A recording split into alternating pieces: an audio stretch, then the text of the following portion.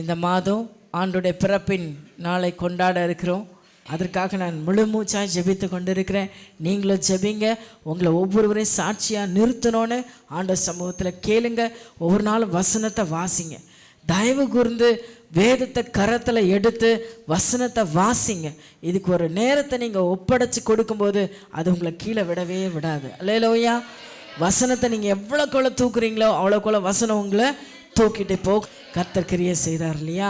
அப்போ நம்ம வாழ்க்கையில் ஆண்டவர் நிச்சயமாக கிரியைகளை நடப்பிப்பார். விசுவாசத்தோடு நம்ம நிற்கலாம். அல்லேலூயா. இந்த மாதத்தின் வாக்குத்தத்தம் எரேமியாவின் புஸ்தகம் 29:11 வசனம் எல்லாரும் சேர்ந்து நம்ம வாசிக்கலாம். நீங்கள் எதிர்பார்த்திருக்கும் முடிவை உங்களுக்கு கொடுக்கும்படிக்கு நான் உங்கள் பேரில் நினைத்திருக்கிற நினைவுகளை அறிவேன். நீங்கள் என்ன எதிர்பார்த்துருக்கீங்களோ அதை தேவன் கட்டாயமாக கொடுப்பாரு. ஆனால் நீங்கள் நினைக்கிற பிரகாரம் இல்லை, அவர் நினைக்கிற பிரகாரம் அதை செய்வார். எத்தனை பேர் விசுவாசிக்கிறீங்க? நாம் ஒரு பிளான் பண்ணியிருப்போம் பார்த்தீங்களா? இந்த காரியம் இப்படி நடந்துடும், இந்த காரியம் இப்படி செஞ்சு முடிச்சிடலாம் அப்படின்னு ஒரு பிளான் வைப்போம் பாருங்கள். அவர் அந்த பிளான் இல்லை. அழகாக ஜெபநேரத்தில் ஆண்டவர் பேச, உன் நினைவுகள் என் நினைவுகள் அல்ல, நீ நினைக்கிற பிரகாரம் நான் செய்ய மாட்டேன். எனக்கு என்ன நினைவு இருக்கோ உன்னை குறித்து நான் மனசில் வச்சுருக்கேன். நான் எப்படி செய்யணும்னு நினைக்கிறேனோ அப்படி நான் என்ன பண்ணுவேன், உனக்கு செய்வேன். அது எப்படி இருக்காது? தீமைக்கு ஏதுவாக இருக்காது, அது சமாதானத்துக்கு ஏதுவாக தெரியும். கர்த்தரும் ஐஸ்வர்யத்தை கொடுக்கிறவர், அதனோட அதை வேதனையை கூட்டார். கர்த்தர் கொடுக்கிற ஆசீர்வாதத்தில் என்ன இருக்காது? வேதனை இருக்காது. அல்லேலூயா. கர்த்தர் கொடுக்கிற நன்மையில் வேதனை. இன்றைக்கி நிறைய பேர் பார்த்திங்கன்னா பிள்ளை இல்லைன்னு சொல்லிட்டு என்ன பண்ணுறாங்க, டெஸ்ட் டியூப் பேபி ட்ரை பண்ணுறாங்க, லட்சக்கணக்கில் செலவு பண்ணுறாங்க. அது அநேகருக்கு சக்ஸஸ் ஆகுது, அநேகருக்கு சக்ஸஸ் ஆகலை. ஆனால் நான் சொல்ல முடியும், கர்த்தர் எனக்கு தருவார்னு காத்திருக்கிற அநேக பிள்ளைகளோட வாழ்க்கையில் சாட்சியை நான் பார்த்துருக்கிறேன். நம்ம சபையில் ஒரு சாட்சி இருக்குது. 12 வருடம் கழித்து ஆண்டவர் பிள்ளை பேற்ற கொடுத்தார். அல்லேலூயா. நான் அநேக சாட்சிகள் போய் கேட்டிருக்கேன். கர்த்தர் தான் எனக்கு தரணும்னு நம்பிக்கையாக இருக்கிறவங்கள ஒரு நாள் ஆண்டவர் கைவிடுறதே இல்லை, தருவார். பிள்ளை பேர் மட்டும் இல்லை, நீங்கள் எதை விசுவாசித்து அவர்கிட்ட காத்திருந்தாலும். ஏன்னா ஆபிரகாமுக்கு 25 வருஷம் காத்திருக்க வச்சார்ல. எத்தனை பேர் விசுவாசிக்கிறீங்க? கர்த்தரால் கூடாத காரியம் ஒன்றுமே இல்லை. அதை தான் இங்கே ஆண்டவர் ஏன் அதை அப்படி செய்கிறார் தெரியுமா? இங்கே எரேமியா தீர்க்கதரிசியின் புஸ்தகத்தை நீங்கள் முழுசாக வாசித்தீங்கன்னா எல்லா இடத்துலையும் இந்த மக்கள் அவருக்கு விரோதமாக நிறைய காரியங்களை செய்கிறாங்க. அதை 2ஆம் அதிகாரத்திலே சொல்கிறார். என்னென்ன காரியம்? எரேமியா சொல்ற, அவன் தாயின் கருவில் இருக்கும்போதே நான் உன்னை பேச சொல்லி அழைச்சேன், நீ என் தீர்க்க தரிசனத்தை மக்களுக்கு எச்சரித்து சொல்லணும், என் வார்த்தைகளை எச்சரித்து சொல்லணும் அப்படின்னு சொல்கிறாரு. அப்போ பார்த்தீங்கன்னா எரேமியா சொல்கிறாரு 6ஆம் வசனத்தில் 1:6 பார்த்தீங்கன்னா, கர்த்தராகிய ஆண்டவரே, நான் பேச அறியாத சிறு பிள்ளையாக இருக்கிறேன். அவன் வாலிப வயசு தான், பெரிய ஆள் தான், ஆனாலும் கூட நான் பேச அறியாத சிறுவனாக இருக்கிறேன் அப்படின்னா இந்த மக்களுக்கு புரிய வைக்கிறதுக்கு என்னால் முடியாது ஆண்டவரே அப்படின்னு அங்கலாக்கிறாரு. நான் எப்படி போய் பேசுவேன்? நான் பேசினா அந்த மக்கள் மனம் திரும்ப மாட்டாங்க. நான் ஒரு தீர்க்கதரிசியும் இல்லை, நான் ராஜாவோட பிள்ளையும் இல்லை நியாயாதிபதியோட பிள்ளையும் இல்லை. நான் போய் எப்படி பேசினா அந்த மக்கள் கேட்பாங்கன்றது அவருடைய இருதயத்தின் ஏக்கமாக இருந்துச்சு. அப்போ ஆண்டவர் சொல்கிற 8ஆம் வசனத்தில், நீ அவர்களுக்கு பயப்பட வேண்டாம், உன்னை காக்கும்படிக்கு நான் உன்னோடு கூட இருக்கிறேன் அப்படின்னு ஆண்டவர் சொல்றாரு. சொல்லிட்டு என்னென்ன அக்கிரமத்தை அந்த மக்கள் செய்கிறாங்கன்றத நீ போய் சொல்லணுன்றதுக்காக அவர் சொல்ல வைக்கிறாரு. 2ஆம் அதிகாரத்தில் நீங்க வாசித்து பார்த்தீங்கன்னா 27ஆம் வசனம், அவர்கள் தங்கள் முகத்தை அல்ல தங்கள் முதுகை எனக்கு காட்டினார்கள். எல்லாரும் என்ன பார்க்குற மாதிரி தான் இருக்கு, ஆனால் யாருமே என்ன பண்ணல, அவங்க முகத்தை காட்டல, முதுகை தான் காட்டிட்டு இருக்காங்க. அப்படின்னா என்ன அர்த்தம்? பார்க்கறதுக்கு ஆளுங்க என்ன பார்க்குற மாதிரி இருக்கும், ஆனால் எல்லாரும் அவங்க உலகத்தில் தான் இருக்கிறாங்க. அல்லேலூயா. எசேக்கியேல் தீர்க்கதரிசன புஸ்தகத்தில் ஆண்டவர் கொண்டு போய் எசேக்கியேல் ஆலயத்துக்குள்ளே வச்சு காட்டுவார், நீ போய் பாரு அந்த மக்கள் என்னெல்லாம் செய்கிறாங்க அப்படின்ட்டு. அப்போ ஆலயத்துக்குள்ளே உட்கார்ந்துருந்தாலும் அவங்க சிந்தையும் ஏக்கமும் எங்கே இருக்குது? உலகத்தில் தான் இணைஞ்சிருக்குன்றது தான் இந்த இடத்துல ஆண்டவர் விளக்கி காட்டுறார். நாம் எல்லாம் தேவனுடைய பிள்ளைங்க. இந்த வார்த்தைகள் எந்த இந்த எரேமியா தீர்க்கதரிசன மூலம் புஸ்தகம் நீங்கள் முழுசாக வாசித்தீங்கன்னா யாரும் புறஜாதி மக்களுக்கு சொல்லப்பட்ட வார்த்தை அல்ல, இஸ்ரவேலுக்கும் யூதர்களுக்கும் சொல்லப்பட்ட வார்த்தை. அவர்கள் தேவனால் ஆண்டவர் சொல்றார், இது ஏன் ஜனம், இது எனக்காக முத்தரிக்கப்பட்ட ஜனம், நான் தெரிந்து கொண்ட ஜனம் அப்படின்னு சொல்கிற அந்த கூட்டம் தான் இப்படிப்பட்ட காரியங்களை செய்து அவர் தேடி தேடி வரார். அவங்கள நேசித்து வர வராரு. ஆனா அந்த ஜனமோ அவர் என்ன பண்ணல, என் ஜனமோ என்னை அறியவில்லை. ஆடு தன் முன்னனை அறியும், என் ஜனமோ என்ன பண்ண மாட்டேங்குது, என்னை அறிய மாட்டேங்குதுன்னு அவர் அங்கலாய்க்கிறார். தேவஜனமே இங்க பாத்தீங்கன்னா 27ஆம் வசனத்துல சொல்லுது, அவங்க எனக்கு முதுக காட்டிட்டு இருக்காங்க. அல்லேலூயா. அவங்க எதை காட்டுறாங்க, எனக்கு முதுகு தான் காட்டுறாங்க. அவங்க இருதயத்தை என் பக்கம் கொண்டு வந்து சேர்க்கவில்லை அப்படின்னு சொல்றாங்க. ஆனா ஆபத்துல மட்டும் என்ன பண்றாங்க, தங்கள் ஆபத்து காலத்துல எழுந்து எங்களை ரட்சியோம் என்கிறார்கள். நான் என்ன செய்ய, அங்கலாய்க்கிறாரு. ஆபத்து காலத்துல என்னை நோக்கி கூப்பிடுறாங்க, ஆனா அவங்க இருதயமோ என்கிட்ட இல்ல. 28ஆம் வசனத்தை வாசிங்க. நீ உனக்கு உண்டு பண்ணின தேவர்கள் எங்கே? உன் ஆபத்து காலத்தில் உன்னை ரட்சிக்க கூடுமானால் அவைகள் எழும்பட்டும். யூதாவே, உன் பட்டணங்களின் லட்சமம் உன் தேவர்களின் லட்சமம் சரி. இது ஆண்டவர் பேசுகிற விதத்தை கொஞ்சம் யோசித்து பார்த்தேன். உனக்காக நீ எல்லாம் ஏற்படுத்தின, என்னை தூக்கி எறிஞ்சிட்டு எதெல்லாம் முக்கியம்னு நினச்சி ஓடுன, நீ எதெல்லாம் முக்கியம் நீ நினச்ச, இப்போ எங்கே போச்சு அதெல்லாம்? உன்னை காப்பாற்ற ஆளே வரலையா? ஏன்னா மக்கள் இப்போ என்ன சுச்சுவேஷனாக அவங்க செய்த பாவத்தின் நிமித்தமாக தேவன் பாபிலோன் ராஜாவின் கரத்தில் அந்த மக்களை ஒப்பு கொடுத்துட்டார். ஸோ இப்போ சிறையிருப்புக்கு அந்த பாபிலோன் ராஜா எல்லாத்தையும் சுட்டெரிக்கிறான். இஸ்ரவேல் தேசம் முழுவதையும் சுட்டெரித்து அந்த சாலமோன் கட்டின மண்டபத்தை எல்லாம், தேவனுடைய ஆலயத்தெல்லாம் நொறுக்கி அதில் உள்ள விளையேற பெற்றதெல்லாம் எடுத்துகிட்டு பாபிலோன் ராஜா வந்தானே எல்லாத்தையும் காலி பண்ணிட்டு போகிறான். ஞானிகள், புத்திசாலிகள், பிரபுக்கள் எல்லாரையும் கொண்டு போயிட்டான். ஸோ இஸ்ரவேலையே ஒன்றுமில்லாமல் நிர்மூலமாக்கும்படியாக பாபிலோன் ராஜா அந்த இதுக்கு வரான். அந்த சூழ்நிலையில் தான் தேவன் அங்கலாய்த்து இந்த காரியங்களை பேசுகிறான். நீ உனக்கு ஆபத்து வரும்போது மட்டும், உனக்கு வேதனை வரும்போது மட்டும் நீ என்னை கூப்பிடுற, ஆனால் உன் இருதயம் என் பக்கத்தில் வரலையே, நீ என்னை தேடலையே என்ற அங்கலாய்ப்போட ஆண்டவர் பேசி கொண்டு இருக்கிற. அப்போ சரி, இத்தனை நாள் நீ என் மேலே விட்டுட்டு நீ எத்தனை நம்பிக்கை வச்ச? இன்னைக்கு நம்ம எல்லாரும் இயேசுவை நம்பித்தான் வந்திருக்கிறோம். அல்லேலூயா, அல்லேலூயா. ரட்சிக்கப்பட்டு விக்கிரகங்களை விட்டு மனம் திரும்பி தான் வந்திருக்கிறோம். விக்கிரகம் என்பது பாவம், தூக்கி எறிஞ்சிட்டு அநேக பாவ வாழ்க்கையெல்லாம் விட்டுட்டு வந்திருக்கிறோம். ஆனாலும் ஆண்டவர் சொல்றாரு, இதில் சின்ன பாவம் எது தெரியுமா? ஆண்டவரோட முக்கியமாக நம்ம எதெல்லாம் பெருசாக நினைக்கிறோமோ அதெல்லாம் என்னது? விக்கிரகம். அல்லேலூயா. நம்ம விக்கிரகத்தை விட்டு மனம் திரும்பி வந்துட்டோம், அதில் எந்த டவுட்டும் இல்லை. ஆனால் இங்கே வந்ததுக்கப்புறம் நம்ம இதை தவிர ஆண்டவரை விட மேன்மையாக ஒரு சில விஷயங்களை வச்சுருக்கோம்ல. என்னென்ன வச்சுருக்கோம் நமக்கு தான் தெரியும். அல்லேலூயா. எந்தெந்த காரியத்தை நமக்கு பெருசாக நினச்சிருக்கோம். ஆண்டவர் என்னங்க, அவரால் இது முடியாது, இந்த காரியத்தை வச்சு முடிச்சிருவேன், நான் இப்படி முடிச்சிருவேன், நான் அப்படி முடிச்சிருவேன், இல்லை இதுதான் எனக்கு முக்கியம். கடவுளை ஒரு பிள்ளைய கேட்டாங்களாம், ஏன்பா சர்ச்சுக்கே வர மாட்டேங்கிற? ஞாயிற்றுக்கிழமை தான் நல்ல தூக்கம் வருது, நான் ரெஸ்ட் எடுக்கிற நாள். உண்மைதான், நீங்கள் 6 நாளும் வேலை செய்து ஒரு நாள் தான் ஓய்ஞ்சிருக்கிறீங்க. ஆனால் அந்த நாளும் ஆண்டவர் சொல்கிறாரு, அந்த நாள் ஓய்வு நாள் தான், நீ ஓய்ஞ்சி தான் இருக்கணும். எங்கே ஓய்ந்திருக்கணும்? என் சமூகத்தில் ஓய்ஞ்சிருக்கணும், பெட்டில் இல்லை. நீ என் சமூகத்தில் ஓய்ந்திருக்கணும், என் பாதத்தில் உட்காரணும். அடுத்த 6 நாள் நீ ஓடுறதுக்குரிய எனர்ஜி உனக்கு வேணும் இல்லை? உன் வாழ்க்கையில் வர போராட்டங்களை எதிர்த்து நிற்கணும் இல்லை? உனக்கு வேண்டிய நன்மைகளை நான் உனக்கு கற்றுத்தருவேன், போகக்கூடிய வழியை நான் உனக்கு காட்டுவேன், போதிச்சு நடத்துவேன் ஆண்டவர் சொல்கிறார். அதை பெற்றுக்கொள்றதுக்கு எங்கே வரணும்? தேவனுடைய சமூகத்துக்கு வரணும். அல்லேலூயா, அல்லேலூயா சொல்லுங்க. அநேகருக்கு இப்படி ஒரு தப்பான சத்தியம் உள்ளே போயிட்டுருக்கு. ஏன் வீட்டில் உட்காந்துட்டே ஆன்லைன் சர்வீஸ் அட்டன் பண்ணலாம், வீட்டில் உட்காண்டே வேதத்தை வாசிக்கலாம், சபைக்கெல்லாம் போகணுன்ற அவசியம் இல்லை அப்படின்னு போதிக்கிற கூட்டமே இன்னைக்கு நிறைய பெருகிட்டு இருக்கு. நான் ஒன்று சொல்கிறேன், கர்த்தருடைய 10 கட்டளைகளை ஒரு கட்டளை என்ன சொல்லுங்க பார்க்கலாம்? ஓய்வு நாளை ஆசரிப்பாயாக. ஓய்வு நாளை சிலர் சபை கூடி வருதலை விட்டு விடுகிறது போல நீங்கள் விட்டு விடாதிருப்பீர்கள். அதைத்தான் அழகா பவுல் சொல்லி கொடுக்கிறார். ஸோ சபை கூடி வருதல் என்பது தேவனை மகிமைப்படுத்ததான். இங்கே 2 கூடி ஜெபிக்கும் போது ஆண்டு சொல்ல, ஒரு 2 பேர் கூடி ஜெபிச்சாலே அங்கே வந்துரு, துதிகளின் மத்தியிலே நான் இருப்பேன்றார். அப்போ இத்தனை பேர் கூடி ஜெபிக்கிற இடத்துல அவருடைய பிரசன்னம் இங்கே இறங்கி வரும். அந்த அப்படி இல்லைன்னா ஆசாரிப்பு கூடாரம் ஒன்று ஆண்டவர் கட்டவே வச்சிருக்க மாட்டார். சாலமோன் தேவாலயத்தை கட்ட வேண்டிய அவசியமே இல்லாமல் ஆக்கி இருப்பார். அப்போ அந்த கூட்டம் கூடி ஆராதிக்கிற தேவன் மகிமையாக இறங்குகிறார். சங்கீத புத்தகத்தில் 82:1 சொல்றார், தேவ சபையில தேவன் எழுந்தருளுகிறார். சொல்லுங்க, தேவ சபையில. ஆமாம், ஜனங்க தன்னோட ஆரோக்கியத்துக்காக தன்னோட வேதனைக்காக கண்ணீர் விடும்போது ஆண்டவர் சொல்கிறாரு, என் ஜனத்தை நான் ஆலயத்துக்குள்ளே கொண்டு வந்து நான் அவங்களுக்கு ஆரோக்கியத்தை வர பண்ணுவேன்றார். அப்போ ஆலயத்துக்குள்ளே வந்தால் என்ன வருது? ஆரோக்கியம் வருது, சுகம் வருது, நன்மை வருது, பலன் வருது, விடுதலை வருது. ஸோ இங்கே ஆராதிக்கிற மக்கள் நாங்கள் தகுதி இல்லாதவர்களாக இருக்கலாம், இங்கே நிற்கிற நாங்கள்லாம் பிரயோஜனம் இல்லாதவர்களாக கூட இருக்கலாம். ஆனால் நடத்துகிற தேவன் யாரு? அல்லேலூயா.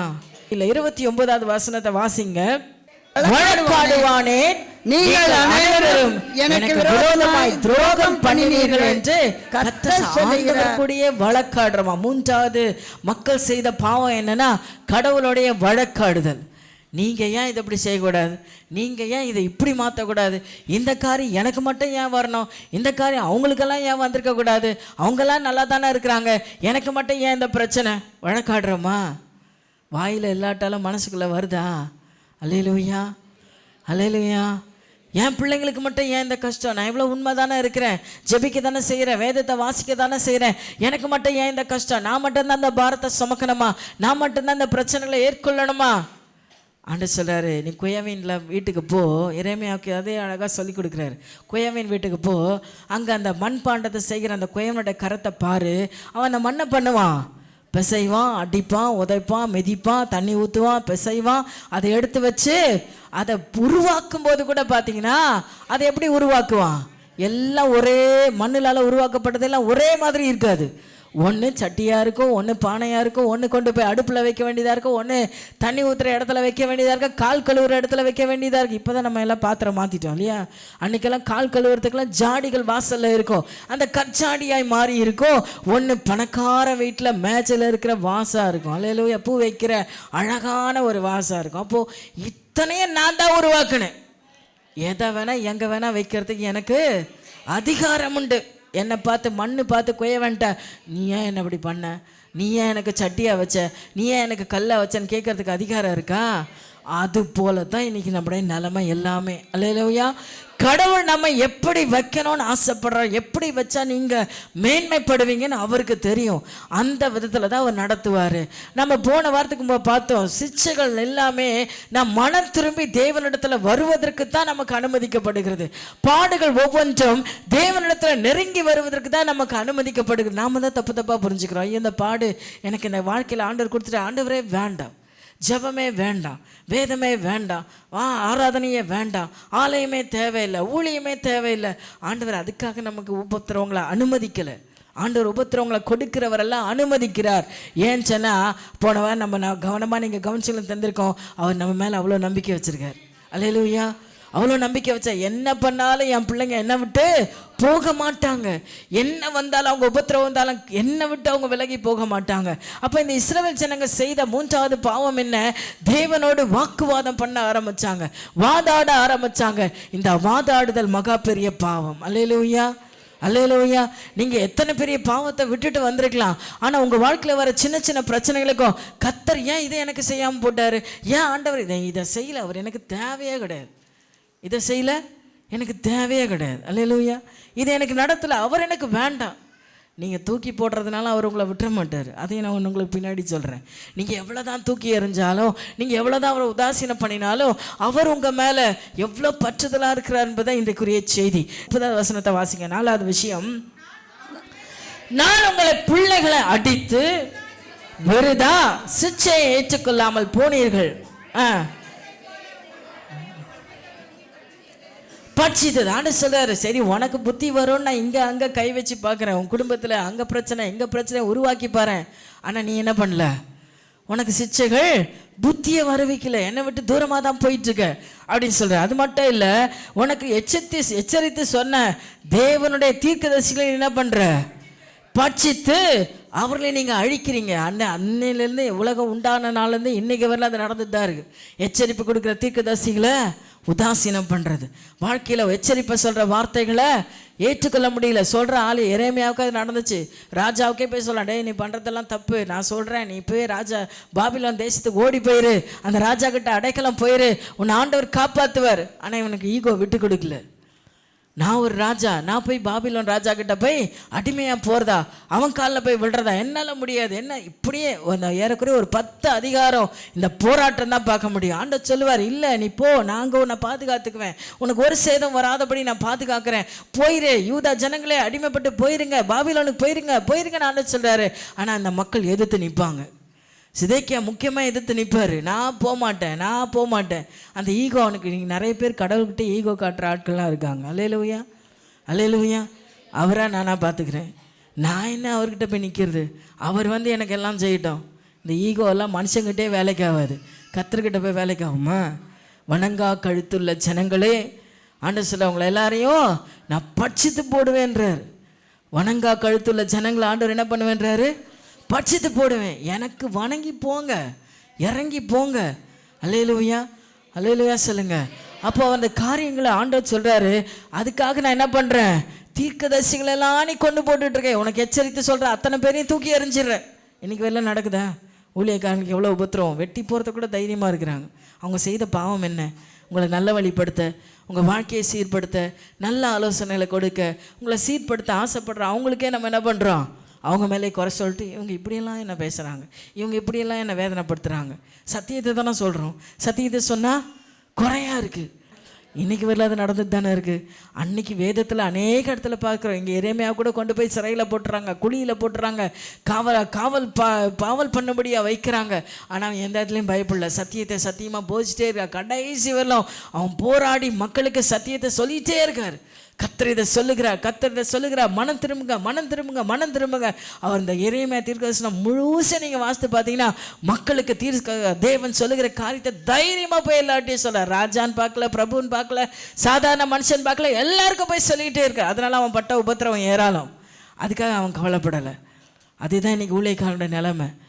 நீங்கள் என்ன எங்களை விரோதம் பண்ணிக்கிட்டாலும் சரி, நீங்கள் எப்படி எங்களை குறை சொன்னாலும் சரி, நீங்கள் எப்படி எங்கள் மேலே வேதனைப்பட்டாலும் சரி, நாங்கள் சொல்கிறத சொல்லிட்டு தான் இருக்க போகிறோம். அல்லேலூயா. ஏன்னா அது எங்களுடைய வார்த்தை அல்ல, அது தேவனுடைய வார்த்தை. இங்கே யார் நின்னாலும் கர்த்தருடைய ஆவியானவர் தான் பேச போகிறாரு. அவர் பேசுகிறது உங்களுக்கு மாத்திரம் இல்லை, பேசுகிற எங்களுக்கும் தான். அல்லேலூயா. எல்லாருமே கர்த்தருடைய வார்த்தைக்கு நம்ம கீழ்ப்படிச்சு தான் ஆகணும், கர்த்தர் சொல்கிறபடி நடந்து தான் ஆகணும். வேற வழி நமக்கு எதுவுமே வைக்கப்படலை. தேவ ஜனமே, சத்தியத்தை அறிவீர்கள், சத்தியம் உங்களை விடுதலை ஆக்கும். இந்த சின்ன குறைவுகள் நம்ம எவ்வளோ பெரிய பாவத்துக்கு நேரம் வழி நடத்துது என்பதை நீங்கள் நானும் புரிந்து கொள்ளணும். தேவனோடு வாக்குவாதம் பண்ணுறதை நிறுத்துவோம். தேவச்சனமே 31ஆம் வசனத்தை வாசிங்க. நீங்கள் கர்த்தருடைய வார்த்தையை சிந்தித்து பாருங்கள். நான் இஸ்ரவேலுக்கு வனாந்தரமும் காரிருளான பூமியுமாக இருந்தேனோ, பின்ன ஏன் என் ஜனங்கள் நாங்களே எஜமான்கள், இனி உம்மிடத்தில் நாங்கள் வருவதில்லை என்று சொல்லுகிறார்கள்? எவ்வளோ ஒரு வேதனை பார்த்தீங்களா? நாங்கள் எப்படிப்பட்டவங்க? நாங்களே எஜமான்கள். நீங்கள் எங்களுக்கு எந்த புத்தியும் சொல்ல தேவையில்லை, எங்களுக்கு எல்லாம் தெரியும். இப்படி சொல்கிற கூட்டம், நாங்களே எங்களுக்கு எஜமான்கள், எங்களால் எல்லாம் பண்ணிக்க முடியும். நான் கர்த்தர் தான் இந்த காரியத்தை செய்யணுமா, தேவனால் மட்டும் இது முடியுமா, நாங்கள் எல்லாத்தையும் பார்த்துக்கோம். சுயபலத்தின் மேல் நிற்கிறவன் கரளையாய் போன செடியை போல இருப்பான் என்று வேதம் சொல்லுது. அதே கர்த்தர் மேலே நிற்கிற மனுஷன் எப்படி இருப்பான்னா, அந்த நல்ல ஒரு செடி பேர் மறந்துட்டேனே, அரளியை போல. அந்த செடி சாகவே சாகாது, அலறி செடிகளை போல இருப்பானா. அலறி செடியை போல கர்த்தர் மேல் நம்பிக்கை வைக்கிற மனுஷன் எப்படி இருப்பான்? அலறி செடி என்னைக்காவது வதங்கி நொந்து போயிருக்கிறத பார்த்துருக்கீங்களா? அது வறட்சியான காலத்தில் மகா வெயிலில் கூட கலகலன்னு இருக்கும், மழை காலத்துலேயும் நல்லா இருக்கும், பனி காலத்துலேயும் நல்லா இருக்கும், எந்த காலத்துலையுமே அதுக்கு வறட்சியே வராது. அல்லேலூயா. யாருக்கு அப்படிப்பட்ட ஒரு வாழ்க்கை கிடைக்கணும்? கர்த்தர் மேலே விடாப்படியாக நம்பிக்கையாக நிற்கிறவங்களுக்கு தான். என்ன நேர்ந்தாலும் ஆண்டவர் தாவீது சொல்ல, என்னை குழியில் போட்டாலும் நான் அவரை நம்புவேன். அல்லேலூயா.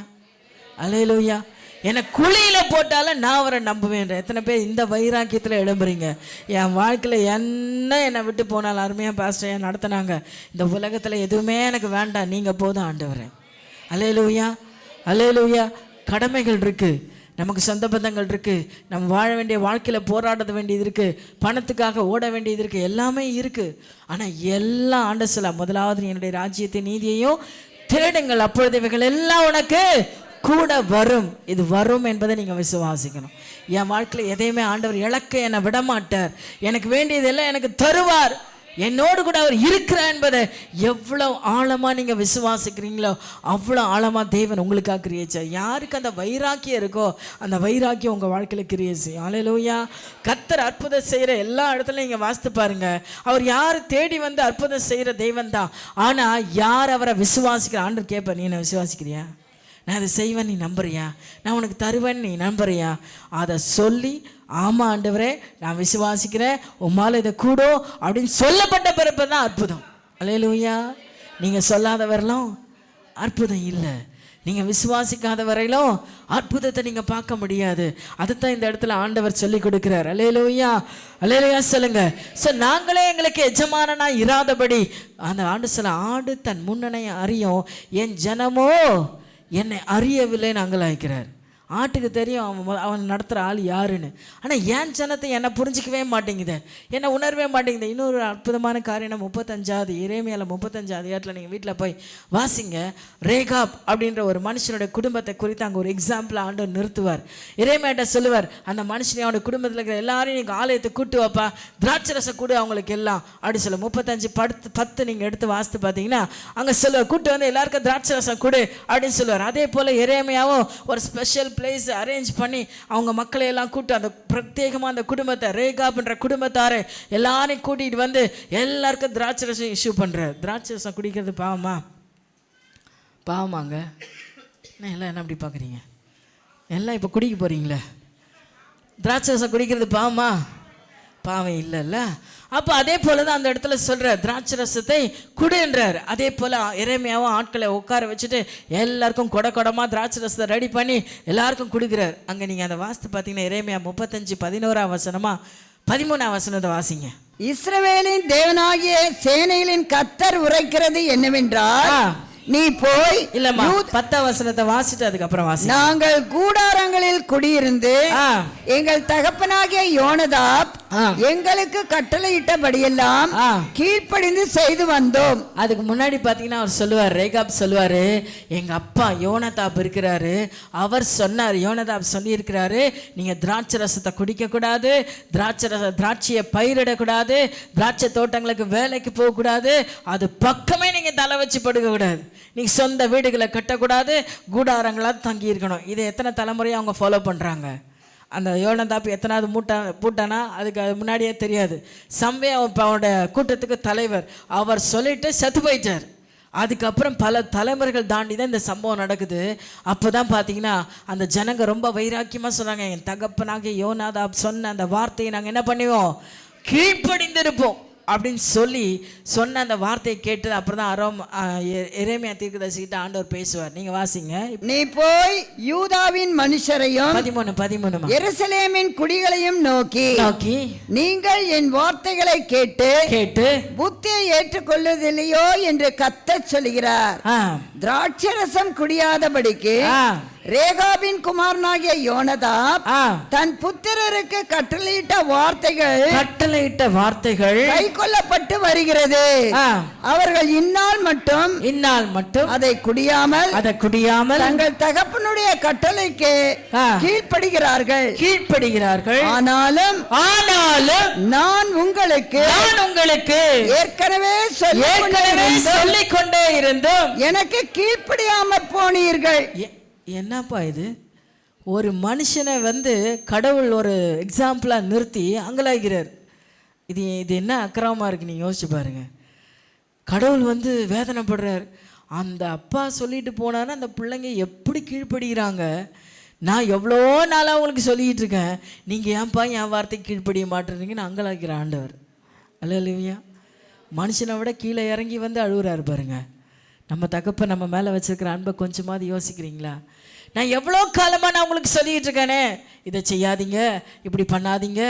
ஏன் அந்த தகப்பன் யோனதாப் அந்த திராட்சை ரசத்தை குடிக்கக்கூடாதுன்னு சொன்னாருன்னு பார்த்தா, நீங்கள் அந்த நோவா காலத்தில் நடந்த சம்பவத்தை கொஞ்சம் அப்படி நினச்சி பாருங்கள். நோவா நல்லபடியாக நீதிமான் உத்தமன்னு பேர் எடுத்தான், கொஞ்சம் திராட்சை ரசத்தை அதிகமாக குடிச்சிட்டார். குடிச்சு என்ன நடந்துச்சு? போச்சு. அது ஒன்று இல்லையா? அதுக்கப்புறம் பிள்ளைங்க சபிக்கப்பட்டாங்க. அந்த கானான் கடைசி வரையில் தெய்வ சமூகத்தில் வரவே கூடாதுன்னு தேவனே சபிச்சு நிறுத்திட்டார். அல்லேலூயா சொல்லுங்களேன். அல்லேலூயா. லோத்தோட வாழ்க்கையை நீங்கள் பார்த்தீங்கன்னா கொஞ்சம் திராட்சை ரசம் எக்ஸ்ட்ரா குடிச்சிட்டு அவர் என்ன பண்ணார்? அவர் பண்ணது நம்ம எல்லாருக்குமே தெரியும். அந்த மோவாப் சந்ததியும் அம்மோன் சந்ததி கடைசி வரல தெய்வ சமூகத்தில் வரவே கூடாதுன்னு அந்த சந்ததியை.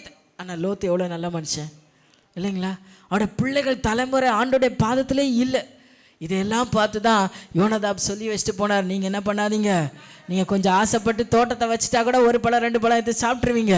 இல்லை நீங்கள் வேலைக்கு போனாலும் அங்கே எடுத்து என்ன பண்ணுவீங்க, சாப்பிட்றீங்க. ஸோ அது வேண்டவே வேண்டாம். சரி, ஒரு தலைமுறை கீழ்ப்படிஞ்சுது. அடுத்த தலைமுறையில் என்ன வரும்? அன்றைக்கி இருந்த திராட்சை தோட்டம் தான் அங்கே இருக்கிற பெரிய பிஸ்னஸ். அதை விற்று தான் அன்றைக்கி ஜனங்களாம் பயங்கரமாக பெருகுனாங்க. அந்த ஊரில் திராட்சை தான் ரொம்ப ஸ்பெஷல் இல்லையா? இன்றைக்கி கூட அங்கே திராட்சை தான் அதிகமாக விளையேற பெற்றதாக இருக்குது. அப்போ பார்த்தீங்கன்னா சூப்பர் பிஸ்னஸ் அது. ஆனால் அதை இன்றைக்கி 2வது தலைமுறை என்ன பண்ணலாம்? அந்த ஆள் ஏதோ சொல்லிட்டு போனார், இன்றைக்கி அதாங்க பிஸ்னஸ், இறங்கி செய்வோன்னு செய்யலை பாருங்கள். அந்த அப்பா சொன்ன வார்த்தையை தலைமுறையாக அவங்க அவ்வளோ ஸ்ட்ராங்காக ஃபாலோ பண்ணுறாங்க. இதை காட்டி ஆண்டவர் சொல்கிறாரு, நீங்கள் ஏன்பா நான் சொல்கிறத கேட்க மாட்டேங்கிறீங்க? அந்த மனுஷனோட வார்த்தையை அந்த பிள்ளைங்க அவ்வளோ கீழ்ப்படியுது, என் வார்த்தையை நீங்கள் கேட்க மாட்டீங்களாப்பா? கேட்க மாட்டீங்களாம்மா? கேட்பீங்களா? ஆண்டவர் சொல்கிற வார்த்தையை கேட்பீங்களா? என்ன இப்போ அவர் சொல்லிட்டார் நாங்கள் கேட்கணுன்றீங்களா? என்ன சொன்னார்னு கேட்குறீங்களா? அவர் சொல்லாத அறிவுரையே இல்லை. அல்லேலூயா. வாலிபனுக்கு சொல்லியிருக்காரு, சிறு பிள்ளைக்கு சொல்லியிருக்கிறாரு, பெரியோருக்கு சொல்லியிருக்கிறாரு, விதவைகளுக்கு சொல்லியிருக்கிறாரு, தனிப்பட்டு வாழ்கிறவங்களுக்கும் சொல்லியிருக்கிறாரு, கல்யாணம் ஆனவங்களுக்கும் சொல்லியிருக்கிறாரு, கல்யாணம் ஆகாதவங்களுக்கும் சொல்லியிருக்கிறாரு, படிக்கிற பிள்ளைகளுக்கும் சொல்லி கொடுத்துருக்கிறாரு. அல்லேலூயா.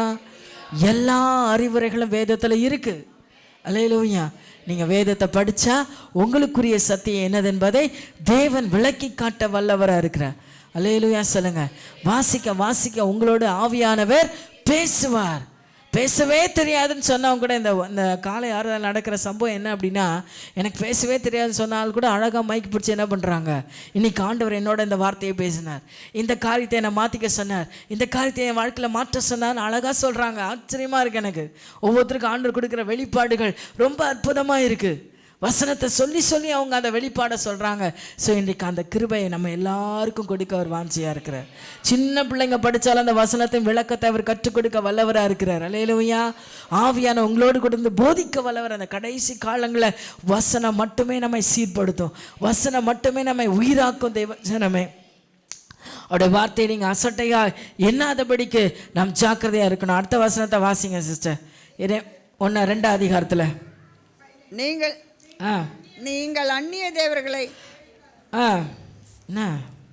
அந்நிய தேவர்களை சேவிக்கும்படி அவர்களை பின்பற்றாமல் அவனவன் தன் பொல்லாத வழியை விட்டு திரும்பி உங்கள் நடக்கையை. 32 வாசிங்க. ஒரு பெண் தன் ஆபரணத்தையும் ஒரு மணவாட்டி தன் ஆடைகளை மறப்பாலோ, என் ஜனங்களோ இனி முடியாத நாட்களா என்னை மறந்து விட்டதை நான் சொல்லலை, ஆவியான உங்களோட பேசுறார். அல்லேலூயா.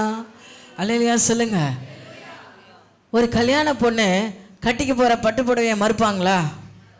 எதை விடுறாங்களோ அதை முதல்ல என்ன பண்ணுவாங்க, எடுத்து பத்திரமா அம்மா 10 தடவை கேட்பாங்க, புடவை எடுத்து வச்சியா, ஜாக்கெட் எடுத்து வச்சியா, இல்லைங்களா?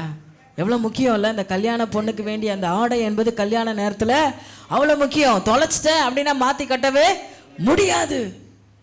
எவ்வளோ அது முக்கியம் நீங்கள் உங்கள் எல்லாருக்குமே தெரியும். அல்லேலூயா. அதை அதை காட்டுறாரு பாருங்க. அந்த புடவை எவ்வளோ முக்கியமோ அதை போல் அதை மறக்காமல் நீங்கள் எப்படி எடுத்து வச்சுக்கிறீங்களோ அதை போல் நீங்கள் என்னென்ன பண்ணக்கூடாது, மறக்கக்கூடாதுன்ற. என்னை மறந்தார்களே, என்னை விட்டுட்டாங்களே, எண்ணி முடியாத நாட்களா. அவர் அவ்வளோ ஏங்குறார் உங்களை பார்த்து. எண்ணி முடியாத நாட்களா, எத்தனை நாள் கணக்கு போடவே முடியல, என்னை மறந்துட்டியே அப்படின்னு அங்கலாய்க்கிறார். 32 வசனத்தை வாசிங்க. அதுதான், ஒரு பெண் தன் ஆபரணத்தையும் ஒரு 3 தேசத்தை தேடும்படிக்கு வழிகளை நயப்படுத்துகிறது என்ன, இவ்விதமாய் நீ பொல்லாத ஸ்திரீகளுக்கும் உன் வழிகளை கற்றுக் கொடுத்தாய். உன் வஸ்திர ஓரங்களிலும் குற்றமில்லாத ஏழை ஆத்துமாக்களின் ரத்தம் காணப்படுகிறது. அதை தோண்டி எடுக்கிறதுனால் அல்ல, அதை எல்லாவற்றின் மேலும் வெளியரங்குற ஆகிறதுனால் அதை கண்டுபிடித்தேன். எதையுமே மறைச்சு வைக்க முடியாது. நீ இங்கே ரொம்ப பரிசுத்தவான் மாதிரி, ரொம்ப நல்ல பிள்ளை மாதிரி, கர்த்தருக்கு பயந்த பிள்ளை மாதிரி நாம் இங்கே வந்து இருக்கலாம். ஆனால் வெளியில் போயிட்டு யார் யாருக்கு என்னென்ன அநியாயம் பண்ணுறோம், நம்முடைய வார்த்தையினால் யார் யாரை நோகடிக்கிறோம், எவ்வளோ சிரமப்படுத்த. அதாவது இங்கே சொல்கிற விதவையின் அழகாக சொல்ல, குற்றமில்லாத ஏழை ஆத்துமாக்களின் ரத்தம் காணப்படுகிறது. உன்னோட ஆடையில் என்ன காணப்படுது? குற்றமில்லாத ஏழை ஆத்துமாக்களின் ரத்தம். இது எதுக்கு சமமாக இருக்குது தெரியுமா? நான் சொன்னால் நீங்கள் ரொம்ப ஆச்சரியப்படுவீங்க. கொலை செய்கிறது, ரத்தம்னா கொலை பண்ணால் தானே அந்த ரத்த கரைப்படியும். நாம் யாரும் கொலைலாம் பண்ணுறதில்ல, நம்மளாம் நல்லவங்க தான். அல்லேலூயா. யாரும் கொலை பண்ணியிருக்கீங்க? பண்ணுறது இல்லை. ஆனால் வேதம் சொல்லுது, ஒரு மனுஷன் கத்தி எடுத்து தான் ஒருத்தரை குத்தணுன்ற அவசியம் இல்லை. வார்த்தையினாலேயே சாகடிச்சிட முடியும். ஆமேன், ஆமேன். எத்தனை பேர் எத்தனை வார்த்தையினால எத்தனை பேரை சாகடிச்சிருக்கோம். அது ரொம்ப முக்கியமான விஷயம். ஆண்டவர் நீங்களாம் ரொம்ப நல்ல பிள்ளைங்க தான். ஆனால் வார்த்தையை வச்சு எத்தனை பேர் நீங்கள் சாகடிக்கிறீங்களோ அந்த ரத்தமெல்லாம் எங்கே பேசிகிட்டு இருக்கான்? தேவனுக்கு முன்னால் வெளியே அதை மறைச்செல்லாம் வைக்க முடியாது.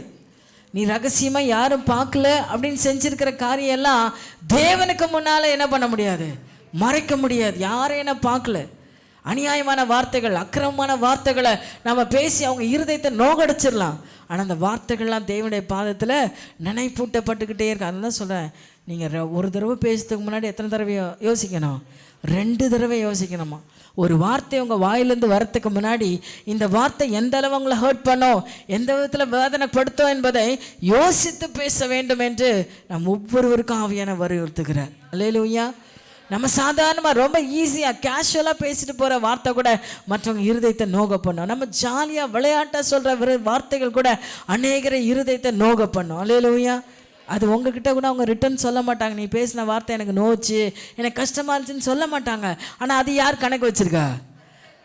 அது வெளிரங்கமாக இருக்கே. ஆண்டு சொல்கிறாரு பாருங்க, அது வெளிரங்கமாக இருக்கே, நான் மறைச்சி வைக்க முடியல, அது என் பார்வையில் படுதுப்பா, நான் என்ன பண்ணுறது?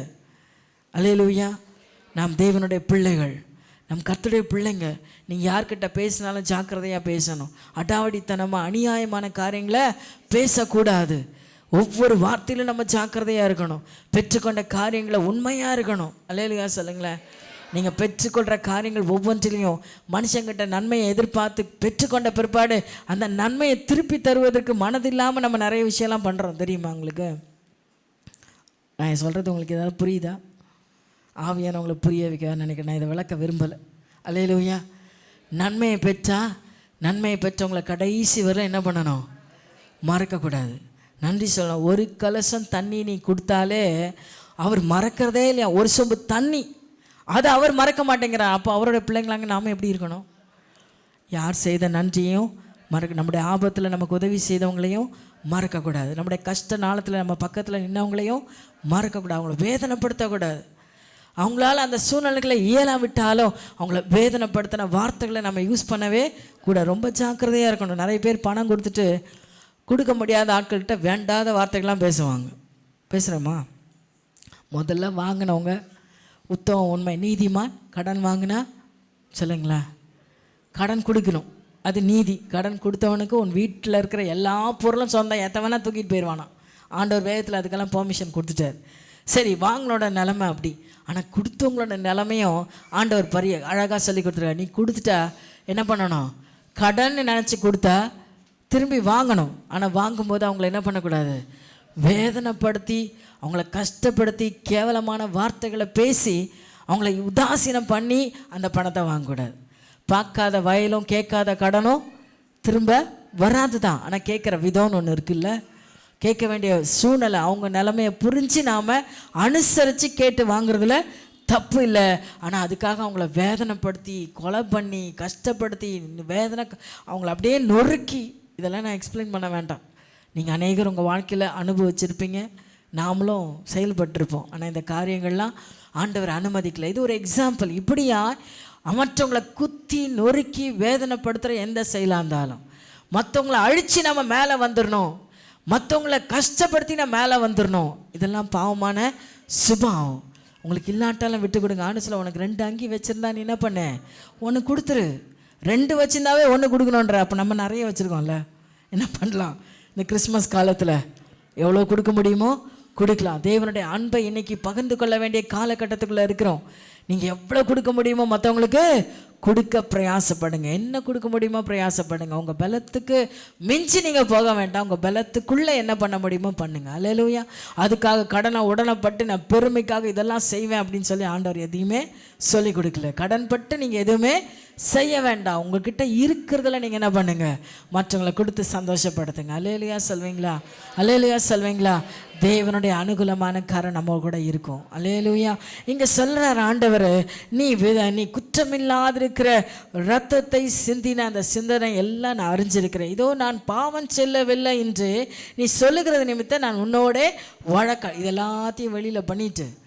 அதாவது ஒரு சிலர்லாம் ரகசியமாக ஒரு சில விஷயங்களை பண்ணிகிட்டு இருப்பாங்க. நம்ம வழியில் வரும்போது பார்ப்போம் அவங்கள. இங்கே வரும்போது அவரை மாதிரி ஒரு பெஸ்ட் மேன் யாருமே கிடையாது தான். ஆனால் வெளியில் அவங்க பண்ணுற காரியங்களை நம்ம கண்கூடாக பார்த்துட்டு தான் வருவோம் இல்லையா? பார்த்து நானே நிறைய நேரம் வேதனைப்படுறேன் அப்படின்னும் போது ஆண்டவர் எவ்வளோ வேதனை. அவங்க வீட்டாருக்கு கூட தெரியாது இந்த சம்பவம். அவங்க இப்படி பண்ணுறது வீட்டாருக்கு கூட தெரியாது. அவங்க பெற்ற பிள்ளைங்களுக்கு தெரியாது. ஆனால் யாருக்கு தெரியும்? கர்த்தருக்கு தெரியுமே. அவர் நீ என்னென்ன பண்ணுற, எந்த மூலையில் நின்று என்ன காரியம் பண்ணுறன்றது கர்த்தர் பார்த்துட்ருக்காரு. இருட்டறையில் உட்காந்துட்டு என்ன பண்ணுறன்றதை கர்த்தர் பார்த்துக்கிட்டு இருக்காரு. என்ன வாலிய பிள்ளைங்களா? பெட்ஷீட்டுக்குள்ளே பூந்துட்டு என்னெல்லாம் பண்ணிகிட்டு இருக்கான்றதை கர்த்தர் பார்த்துக்கிட்டு இருக்காரு. அல்லேலூயா சொல்லுங்கள். எல்லாரோட அனுபவம் தானே இல்லை? ஆண்டவர் நம்ம அதாவது நாங்கள் எல்லாம் அனுபவப்பட்ட சொல்கிறோன்னா உங்களை காப்பாற்றுறதுக்கு தான், உங்களை குத்தி காட்டுறதுக்கு இல்லை. எச்சரிப்பு தான். நாங்கள் இந்த வழியில் போனோம், உபத்திரவப்பட்டோம், கஷ்டப்பட்டோம். அந்த கஷ்டம் உங்களுக்கு வரக்கூடாதுன்னு தான் பெற்றோர் கூட என்ன பண்ணுறாங்க, எப்பா காலையில் எழுந்து படிப்பா, நான் நல்ல வேலைக்கு போக முடியல, நீ படிச்சினா நல்ல வேலைக்கு போவேன், அப்பா மாதிரி நீ கஷ்டப்படக்கூடாது, அம்மா மாதிரி நீ கஷ்டப்படக்கூடாது அப்படின்னு பிள்ளைங்களுக்கு சொல்கிறாங்க. ஆனால் அவங்களுக்கு ஒரு சிலருக்கு புரிஞ்சு பிள்ளைங்க என்ன பண்ணுது, ஐயோ அப்பா அப்படிலாம் கஷ்டப்படுறாங்க, நாம் அந்த கஷ்டப்படக்கூடாதுன்னு புரிஞ்சிக்குது.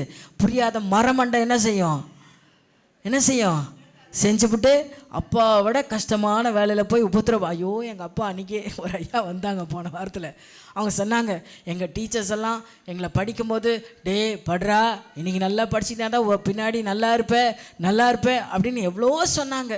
அன்றைக்கி அந்த ஆள் வார்த்தையெல்லாம் நாங்கள் சரியாக கேட்கல. இன்றைக்கி அதை யோசித்து அழுவோம். அந்த ஆள் சொன்ன வார்த்தையை அன்றைக்கி கேட்டு ஒழுங்காக படிச்சிருந்தா இன்றைக்கி நான் நல்லா இருந்திருப்பேனே அப்படின்னு இன்றைக்கி எப்போ 45 வயசில் உட்காந்து கவலைப்படுறாரு. என்ன பண்ண முடியும்? இது காலம், உங்கள் காலம். இருக்கிற காலத்தை என்ன பண்ணுங்க, பிரயோஜனப்படுத்தி கொள்ளுங்க. இது உங்கள் காலம். இந்த நாளை நீங்கள் பிரயோஜனப்படுத்தி கொள்ளுங்க. தாய் தகப்பன் நான் சொல்கிற காரியத்தை, உங்களோட பெரியவங்க கொடுக்குற அட்வைஸை சரியாக கேட்டு நடக்கிற. வேதத்தில் ரொம்ப வார்த்தை அற்புதமாக இருக்குது. பெரியோர் பேச்சை கேட்டவன் ஒரு நாளும் சிரமப்பட்டு போனதே இல்லை. உங்களை பெற்றவங்க சொல்கிற வார்த்தையை கேட்டு கீழ்ப்படுகிறவங்க நிச்சயமாக நீங்கள் மேன்மையாக இருப்பீங்க. தாயன் தகப்பனை கனம் பண்ண, அப்பொழுது உன் வாழ் நாட்கள் நீடித்திருக்கும்னு ஆண்டவர் சொல்கிறார். தாயின் தகப்பனை வார்த்தையை கனம் பண்ணுற பிள்ளைங்க நிச்சயமாக மேன்மையாக தான் இருப்பாங்க. அல்லேலூயா. ஏன்னா பெற்றவங்க என்றைக்குமே உங்களுக்கு கெடுதியான காரியத்தை சொல்லிக் கொடுக்கவே மாட்டாங்க. நீங்கள் கெட்டு போகிறதுக்கு ஆலோசனை கொடுக்கவே மாட்டாங்க. எத்தனை பேர் ஆமேன்னு சொல்கிறீங்க? ஆமேன். உங்களை பெற்றவங்க சொல்கிறது எல்லாமே உங்களுக்கு நல்லதுக்கு தான். அது என்ன கஷ்டமாக சொன்னாலும் வேதனையாக சொன்னாலும் உங்கள் வாழ்க்கையின் உயர்வுக்கு தான். அல்லேலூயா. ஒரு நாள் பெற்றவங்க உங்களை நாசம் பண்ணணும், உங்களை கேடாக நடத்தணும்னு நினைக்கவே மாட்டாங்க. அதனால் அவங்க எப்படி சொன்னாலும் என்ன பண்ணுங்க,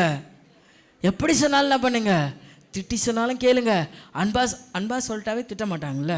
ஒரு தடவை சொல்லி நீங்கள் கீழ்ப்படிஞ்சிட்டீங்க அப்படின்னா அடுத்தது அதை பற்றி யாருமே பேச மாட்டாங்க. அப்படி தானே? அப்போ ஒரு தடவை சொல்லும் போதே நம்ம என்ன பண்ணிடணும். எங்கள் ஐயா அடிக்கடி ஒரு வார்த்தை சொல்லுவார், நல்ல மாட்டுக்கு ஒரு அடி ஒரு சுடு, அதை ஒரு குத்துவாங்களே, நல்ல மாட்டுக்கு ஒரு அடி அடித்தாவே அது திருந்திருமா, அதுக்கப்புறம் அது செய்யவே செய்யாதான். அப்போ நல்ல மனுஷனுக்கு நீங்கள் தான் சொன்னீங்க. அல்லேலூயா. சரி, திரும்ப நம்ம வசனத்துக்கு நேரம் போகலாமா? எரேமியா 2 அதிகாரம் 36. நீ உன் வழியை மாற்றி இவ்வளவாய் விலகி போனது என்ன? நீ அசீரியாவினால் வெட்கி போனது போல எகிப்தினாலும் வெட்கி போவாய். அல்லேலூயா. அடுத்த கடைசி 7வது காரியம் என்ன அப்படின்னா, நீ மாறி மாறி மாறி செயல்படுற. நீ ஒரே நிலையில் நிற்க மாட்டேங்கிற.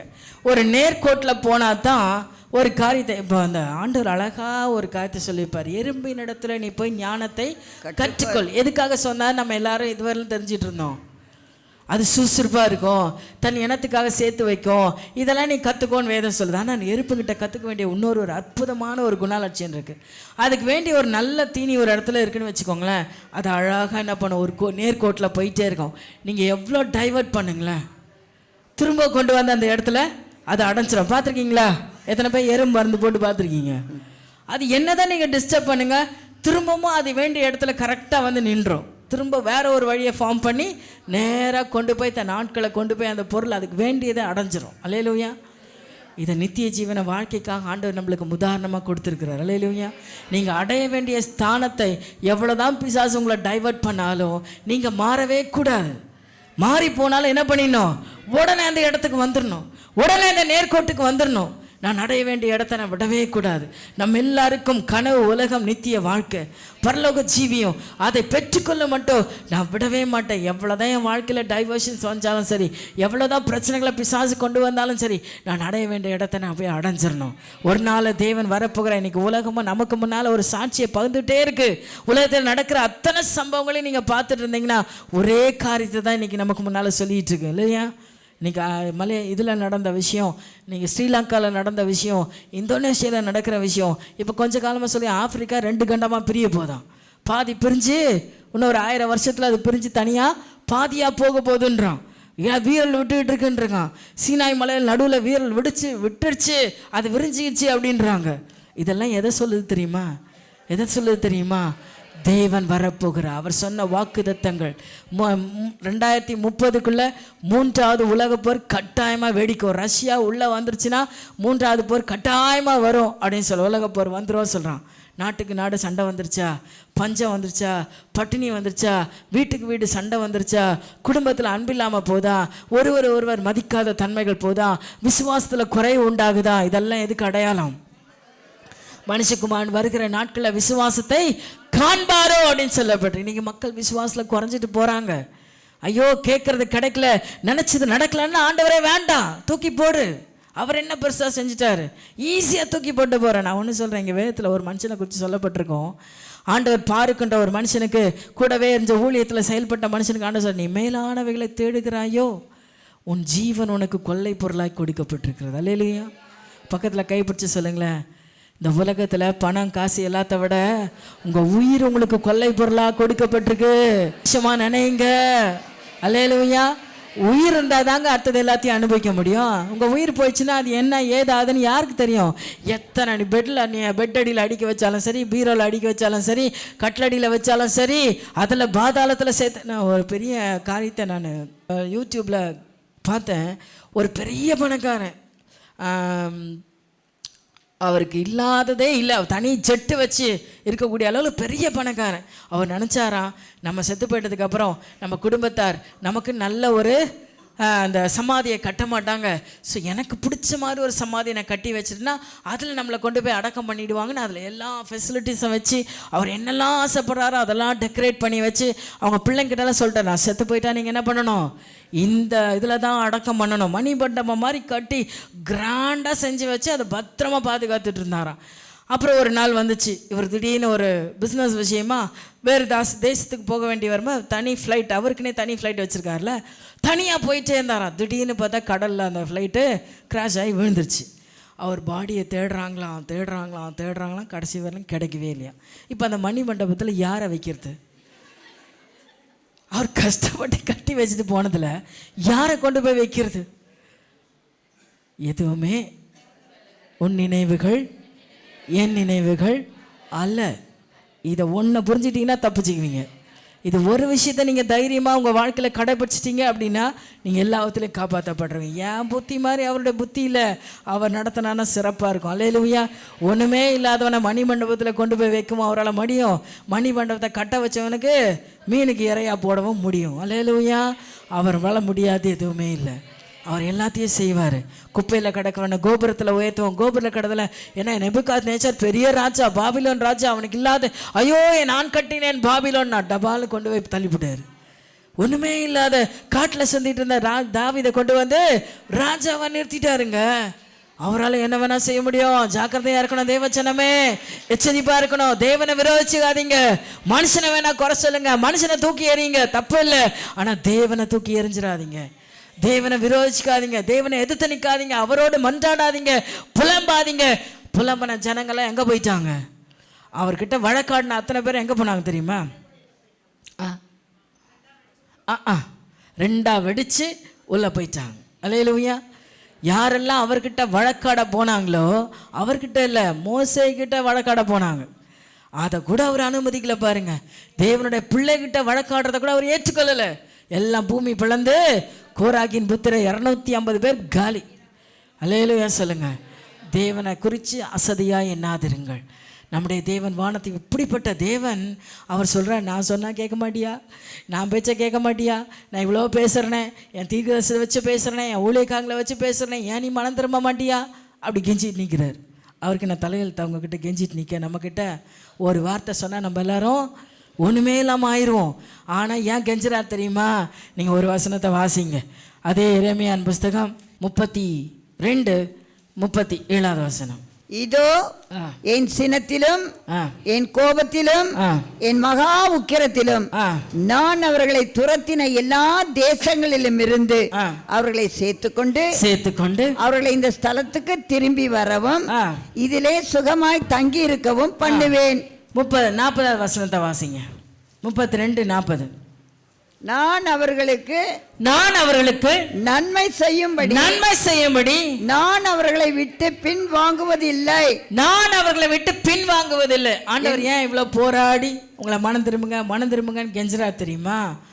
அவர் உங்களுக்கு நன்மை செய்ய அவர் ஆசையா இருக்கிறாரு. உங்களுக்கு நன்மை செய்யணும்ன்றது அவருடைய விருப்பம். அதை விட்டு நான் பின்வாங்குவதில்லை என்ற நித்திய உடன்படிக்கையை. இதை எங்க இந்த உடன்படிக்கை எங்க பண்ணிட்டாரா? நித்திய உடன்படிக்கை. இந்த உலகம் உண்டாகிறதுக்கு முன்னாடியே அவர் ஒரு உடன்படிக்கை பண்ணித்தான் உங்களை எல்லாரையும் உருவாக்கி இருக்கிறார். அல்லேலூயா. நம்ம எல்லாரையும் உருவாக்கி இருக்கார். ஏன் பிள்ளைங்க அதுக்கு முன்னாடி உள்ள வசனத்தை வாசித்தீங்கன்னா அவர் சொல்றாரு 38 வசனம், அவர்கள் என் ஜனமாய் இருப்பார்கள், நான் அவர்கள் தேவனாய் இருப்பேன். அல்லேலூயா. என் ஜனத்தை என் சாயலா நான் உண்டாக்கும் போதே சொன்னார் பாருங்க. அப்போ உண்டாக்கும் போதே இது என் பிள்ளை, இது என்னுடைய குழந்தைங்க, நான் உருவாக்கின ஜனம், என்னுடைய சிருஷ்டி. அந்த ஒரு உடன்படிக்கை நிமித்தமா இன்றைக்கு வரையிலும் அவர் நம்மளை பின்தொடர்ந்து வந்துட்டே இருக்கிறார். அல்லேலூயா. நாம் எல்லாம் அவருடைய ஜனங்கள். உங்களை விடவே மாட்டார். நீங்கள் அவங்க சொல்கிற நேர்கோட்டுக்கு வர வரலும் உங்களை தட்டி அடித்து உதச்சி எங்கேயாவது கொண்டு வந்து அவர் நினைக்கிற பாதையில் நிறுத்திடுவார். அல்லேலூயா. அதை கட்டாயமாக செய்வாது. என் வாழ்க்கையில் நான் அனுபவித்து சொல்லுகிற சாட்சி. நாம் அவர் நினைக்கிற ஸ்தானத்துக்கு வர வரலும் உனக்கு என்னெல்லாம் நடக்கும்ன்றது எனக்கும் தெரியாது, உனக்கும் தெரியாது. அல்லேலூயா. அல்லேலூயா சொல்லுங்க. அவர் என்ன நினைக்கிறாரோ அத்தனையும் நம்ம வாழ்க்கையில் நடக்கும். அல்லேலூயா. ஸோ அதை எல்லாத்தையும் பொறுமையாக சகிச்சு அவருடைய பாதையில் நிற்கும் பொழுது நம்ம அவர் கைவிட மாட்டார். சொல்ல, நான் பண்ணினேன் உடன்படிக்கையை விட்டு நான் அவளுக்கு நன்மை செய்யும்படி நான் அவர்களை விட்டு பின்வாங்குவதில்லை என்கிற நித்திய உடன்படிக்கை அவர்களோடு பண்ணி அவர்களை என்னை விட்டு போகாதபடிக்கு எனக்கு பயப்படும் பயத்தை அவர்களிடத்தில் வைத்து அப்படின்னு சொல்லியிருக்கார். 41 வசனத்தை வாசிங்க. அவர்களுக்கு நன்மை செய்யும்படி அவர்கள் மேல் சந்தோஷமாய் இருந்து என் முழு இருதயத்தோடு முழு ஆத்துமாவோடு அவர்களை இந்த தேசத்திலே நிச்சயமாய் நாட்டுவேன். அவர் சொல்றாரு பாருங்க, நீ என் முழு இருதயத்தோட வான்னு. அதே எரேமியா 29 வாக்குத்தத்த வசனத்துக்கு கீழே பார்த்தீங்கன்னா, நீங்கள் எல்லாரும் என்னை வந்து தொழுது கொள்ளுங்க, நீ என்ன முழு இருதயத்தோட தேடுங்க, இப்படியெல்லாம் சொல்லியிருப்பார். சொல்லிட்டு இப்போ சொல்றாரு, என் முழு இருதயத்தோட நான் உங்களுக்கு என்ன பண்ண போறேன்? நன்மையை செய்ய போறேன். என்னை உண்மையாக நம்புகிற அத்தனை பேருக்கும் என் முழு. நீங்கள் ஒரு விஷயத்தை ஏற்றுக்கிட்டு நான் சொல்கிறத நீங்கள் கவனிக்கணும். திடீர்னு உங்கள் வீட்டுக்கு ஒரு விருந்தாளி வராங்கன்னு வச்சுக்கோங்களேன். நீங்கள் அறிஞ்சவங்களோ அறியாதவங்களோ அவங்களுக்கு எல்லாருக்கும் நீங்கள் சாப்பாடு கொடுப்பீங்களா? சோறு போடுவீங்களா? போட மாட்டீங்களா? நிஜமாவா? போடுவீங்களா? சோறு போடுவீங்க. அவங்களுக்கு போடுறதுக்கும் நீங்கள் உங்கள் பிள்ளைங்களுக்கு போடுறதுக்கும் வித்தியாசம் இருக்கா? சரி, ஒரு சிலர் அவங்க வராங்கன்னு தெரிஞ்சால் ஆயத்தப்படுத்தி நல்ல ஆகாரத்தை கொடுப்பீங்க. திடுதப்புன்னு சொல்லாமல் வந்துட்டாங்கன்னா என்ன பண்ணுவீங்க? வீட்டில் என்ன இருக்கோ அன்றைக்கி பழைய குழம்பு தான் வச்சுருப்போம், வேறு வழி இருக்காது. சரி, அதையே சூடு பண்ணி அதை ஒரு முட்டையை போட்டு எப்படியும் அவங்க வயிற்றை நிரப்பிட்டு, அவங்களுக்கு தெரியாது அது பழைய குழம்பான்னு. ஆமாவா? பழைய ரசமா பழைய குழம்பான்னு அவங்களுக்கு தெரியாது. அதை புதுசு மாதிரி தாளித்து ஊற்றி இந்த வேலை நானும் பண்ணியிருக்கேன். அல்லேலூயா. அவங்களுக்கு அது தெரியக்கூடாதுல்ல, பழைய குழம்பும் தெரியக்கூடாது. உடனே என்ன பண்ணேன், ஒரு தாளிப்பை போட்டு மேலே ஊற்றினா அது புதுசு மாதிரி ஆகிடும். கொத்தமல்லி புதினாலாம் போட்டால் அது புதுசு மாதிரி ஆகிடும். எடுத்து வச்சு அவங்க அதை டேஸ்ட்டாக சாப்பிட்டுப்பாங்க. ஏன்னா நம்ம வீட்டில் 2 நாளாக சுண்டை வச்சு வச்சுருப்போம். அது அவங்களுக்கு எப்படி இருக்கும், டேஸ்ட்டாக இருக்கும். சரி கொடுத்துருவோம். இதே சாப்பாட்டை என் பிள்ளைக்கு நான் கொடுப்பேனா? 2 நாள் சுண்டை வச்சு என் பிள்ளைக்கு நான் கொடுப்பேனா? நீங்கள் கொடுப்பீங்களா? நல்ல அம்மா. நான் கொடுத்ததில்லை. ஏன்னா என்ன நினைப்பேன், பழைய குழம்பு சாப்பிட்டா என் பிள்ளைக்கு ஒத்துக்காது. தாயாக இருக்கிற என்னுடைய இருதயம் என்ன சொல்லுது, என் பிள்ளைக்கு விசேஷமானதை கொடுக்கணும், நல்லதை கொடுக்கணும். எந்த ஒரு கெட்ட பொருளையும் என் பிள்ளைக்கு நான் கொடுக்கக்கூடாது. என் வார்த்தைக்கு கீழ்ப்படிஞ்சு என்னோட இருக்கிற பிள்ளைக்கு நான் என்ன பண்ணணும், நல்லதையே செய்யணும். அப்போ மற்றவங்களுக்கு செய்கிற மாதிரி நம்ம பிள்ளைங்களுக்கு நம்ம ஒரு நாளும் செய்யவே மாட்டோம். அல்லேலூயா சொல்லுங்க. விசேஷமானதை கொடுப்போம். அப்படித்தான் ஆண்டவர் கீழ்ப்படுகிற பிள்ளைகளுக்கு தருவார். எல்லாருக்குமே கேட்டதெல்லாம் தரார். ஆனால் அவருக்கு உண்மையாக கீழ்ப்படிஞ்சு கேட்குற பிள்ளைகளுக்கு அதை விட அதிகமாக செய்கிறார். அதான் சொல்கிறார், நான் பார்த்து பார்த்து பார்த்து உன் நினைவுகளை அறிஞ்சு அறிஞ்சு அறிஞ்சு உனக்கு சமாதானம் உண்டாகிற விஷயத்தையே நான் உனக்கு தந்துக்கிட்டு இருப்பேன். உனக்கு நல்லதுன்னு கிடைக்க வேண்டிய விஷயங்களையே நான் உனக்கு தந்துக்கிட்டே இருப்பேன் ஆண்டவர் சொல்கிறார். அதுக்கு தான் உன் மேலே நான் கவனமாக இருக்கிறேன். கவனமாக கவனித்து நான் உனக்கு தரேன்றார். அவருடைய வார்த்தைக்கு இம்மட்டுமா நம்ம கேட்ட அத்தனை காரியங்களை விட்டு ஒழிச்சு அவருக்கு உண்மையாக கீழ்ப்படிவோம் அப்படின்னா ஆண்டவர் சொல்றாரு, உனக்கு நன்மையை செய்யும்படிக்கு நான் பின்வாங்க மாட்டேன், உன் நன்மையை செய்வேன். அந்த நன்மை எப்படி இருக்கோ உனக்கு பார்த்து பார்த்து நான் செய்வேன்றார். அல்லேலூயா சொல்லுங்களேன். அல்லேலூயா சொல்லுங்களேன். எத்தனை பேருக்கு திருப்தியாக இருக்குன்னு தேவனுடைய வார்த்தை. அவருடைய உண்மையாக அவருக்கு கீழ்ப்படுகிற யாரையும் அவர் குறைவாக விடவே மாட்டார்.